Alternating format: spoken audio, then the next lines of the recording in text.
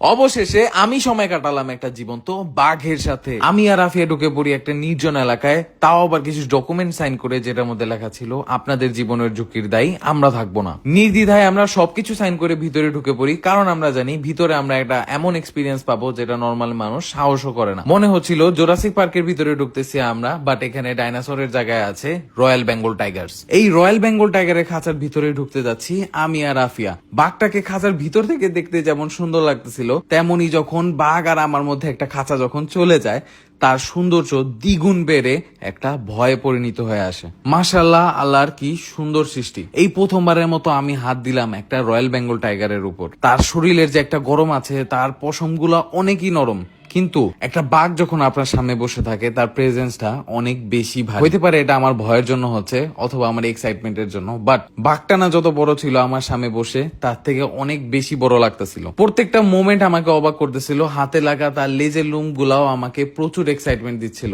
যে মাশাআল্লাহ কি ধরলাম আমি এটা। দ্বিতীয় পোজের জন্য রেডি করা হচ্ছিল আরেকটা বাঘ, যার নাম হচ্ছে ডলার। মাশাআল্লাহ, এত দারুণ ট্রেনিং করা হয়েছে এই বাঘগুলাকে। তারা এত অ্যাক্টিভ হওয়ার কারণেও, যেমন কুকুরদের আমরা ট্রিট দিয়ে ট্রেনিং দিয়ে থাকি, ঠিক এই বাঘগুলাকে ট্রেনিং দেওয়া হয়েছে ওই খাবার দিয়েই। তারা এত অ্যাক্টিভ এবং ন্যাচারাল।